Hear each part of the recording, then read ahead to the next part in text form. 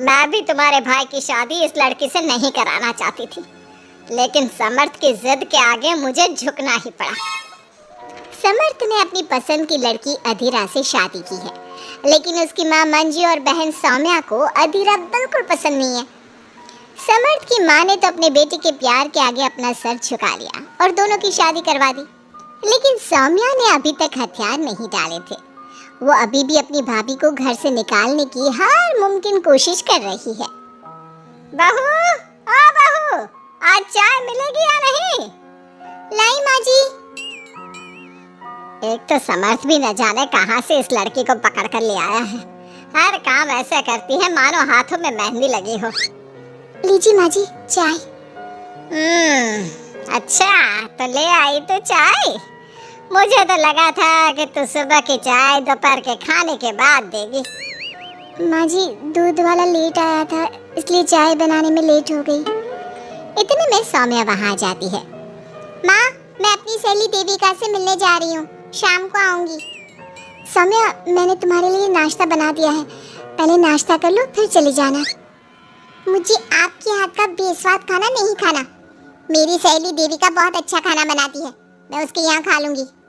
Okay माँ, bye, मैं चलती हूँ। सौम्या के जाने के बाद मंजू अपनी बहू पर चिल्लाते हुए कहती है, बहू, तूने इतनी बुरी चाय बनाई है, इससे अच्छा तो तू जहर पिला देती, कम से कम वो मीठा तो होता। अगर मेरे बस में होता तो चाय की जगह जहर ही दे देती। कुछ कहा तूने? अब नहीं माँ जी, मैं दूसरी चाय बना देती हूँ। रहने दे, मैं जा रही हूँ अपनी बहन के घर, तो घर का सारा काम करके रखना, शाम तक आ जाऊंगी। और हाँ, रात के खाने में कुछ अच्छा बना लेना। मंजू अधीरा पर हुक्म चलाकर चली जाती है। अधीरा बड़बड़ाती हुई किचन में जा रही होती है कि तभी समर्थ वहाँ आ जाता है। अधीरा, नाश्ता लाओ जल्दी से, ऑफिस के लिए देर हो रही है। क्या करोगी नाश्ता करके? किसी को भी मेरे हाथ से बना खाना पसंद नहीं आता, आप भी बाहर ही कर लेना नाश्ता। लगता है माँ और सौम्या ने फिर तुमसे कुछ कहा है, तभी तुम्हारा मूड इतना खराब है। तुम माँ और सौम्या की बातों का बुरा मत माना करो। मैंने माँ के खिलाफ जाकर शादी की है ना, इसलिए वो तुमसे कुछ उखड़ी उखड़ी रहती है। लेकिन मुझे पता है, जिस तरह तुमने मेरा दिल जीत लिया, उसी तरह तुम माँ और सौम्या का दिल भी जीत लोगी। बातें बनाना कोई आपसे सीखे। अब आपको ऑफिस के लिए देर नहीं हो रही? हो तो रही है, लेकिन सोच रहा हूँ सौम्या और माँ घर पर नहीं है, तुम दिन भर अकेली घर में क्या करोगी? मैं आज ऑफिस की छुट्टी कर ही लेता हूँ।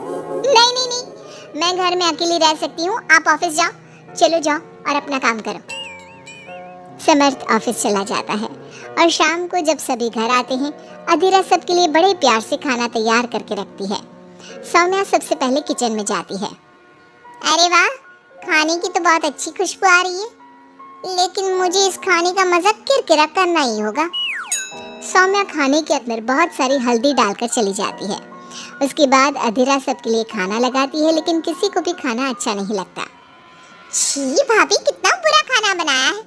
इससे अच्छा तो आप हमें मना ही कर देती कि आप खाना बनाएंगी ही नहीं, तो हम बाहर से ही कुछ अच्छा खाकर आ जाते। कम से कम हमारे मुंह का स्वाद तो नहीं बिगड़ता।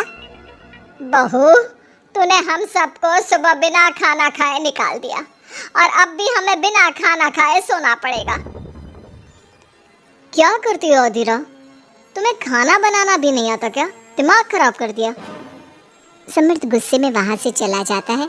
उसके पीछे पीछे सौम्या भी जाती है। भैया, हमने आपसे कितना मना किया था कि इस लड़के से शादी मत करो मत करो, लेकिन आपने हमारी एक नहीं सुनी। आप मेरी सहेली देविका को तो जानती हो ना, सुंदर होने के साथ साथ हर काम में माहिर है। सौम्या देखो, मैं वैसे ही परेशान हूँ, तुम मुझे और परेशान मत करो, जाओ यहाँ से। सौम्या ने समर्थ के दिल में अधीरा के लिए नफरत डालने की कोशिश की। अगली सुबह अधीरा जल्दी सोकर उठी और सबके लिए नाश्ता बना लिया, लेकिन समर्थ बिना कुछ खाए ही ऑफिस के लिए निकल गया। सौम्या भी ये सब नोटिस कर रही थी। उसने देविका को घर पर बुला लिया। देविका, आज भैया बहुत गुस्से में है, आज तुम ऐसा खाना बनाओ कि भैया उस अधीरा की तारीफ करना भूल जाए। सौम्या, तुम ये सब क्या कर रही हो? तुम्हारा भाई शादीशुदा है, वो कभी मुझसे शादी करने के लिए तैयार नहीं होगा। लेकिन तुम तो भाई से पहले से ही प्यार करती थी ना, हाँ करती थी, लेकिन ये उन दिनों की बात है ना। चुप रहो तुम। अगर तुम्हें भैया को पाना है तो तुम्हें वही करना होगा जो मैं कहूँगी। सौम्या ने जैसा जैसा कहा देविका ने वैसा ही किया। देविका ने बहुत ही स्वादिष्ट खाना बनाया। शाम को सभी लोग इकट्ठा हुए और सबने एक साथ मिलकर खाना खाया। इतना मजेदार खाना खाकर सबने देविका की खूब तारीफ की। समर्थ ने अपनी पत्नी को ताना देते हुए कहा, अधीरा, देविका ने कितना अच्छा खाना बनाया है। तुम्हें देविका से खाना बनाना सीखना चाहिए। अब तो ये रोज की बात हो गई। सौम्या हर बार देविका को अपने घर बुलाती और किसी न किसी बात पर अधीरा को शर्मिंदा करती। सौम्या अपने भाई की बात देविका से कराने लगी। अब समर्थ भी देविका से प्यार करने लगा। सौम्या ने अपने भाई से कहा, भैया आपको देविका पसंद है ना? अरे तुम ये क्यों पूछ रही हो? क्योंकि मैं चाहती हूँ कि आप देविका से शादी कर लो। अरे सौम्या, ये मुमकिन नहीं है, क्योंकि देविका मुझसे शादी करने के लिए कभी तैयार नहीं होगी और अधीरा भी इस रिश्ते से खुश नहीं होगी। आप देविका की चिंता मत करो, उससे मैं बात कर लूंगी। आप बस अधीरा भाभी को समझा दो। सौम्या की बात सुनकर समर्थ अधीरा के पास जाता है। वो उससे अपनी और देविका की शादी की बात करता है। अधीरा, मैं देविका से शादी करना चाहता हूँ। क्या? आप शादी करोगे? लेकिन क्यों? क्योंकि मैं उससे प्यार करता हूँ। प्यार तो आप मुझसे भी करते थे। कल कोई और लड़की पसंद आ जाएगी तो तीसरी शादी कर लोगे? देखो अधीरा, तुम्हें घर में कोई पसंद नहीं करता। तुम्हारी शादी मैंने माँ के खिलाफ जाकर की थी। अब तुम मेरे और देविका के बीच में मत आओ, प्लीज। क्यों बीच में ना आओ? मैं ये शादी नहीं होने दूंगी, आप चाहे कुछ भी कहो। अधीरा के लाख विरोध के बावजूद भी सौम्या और मंजू ने समर्थ की शादी देविका से करवा दी। आखिरकार सौम्या अपनी भाभी की सौतन ले ही आई। शादी के बाद देविका ने घर में आते ही घर वालों के साथ कैसा सलूक किया और अधीरा के साथ क्या हुआ, ये सब जानने के लिए इंतजार कीजिए हमारे अगले एपिसोड का।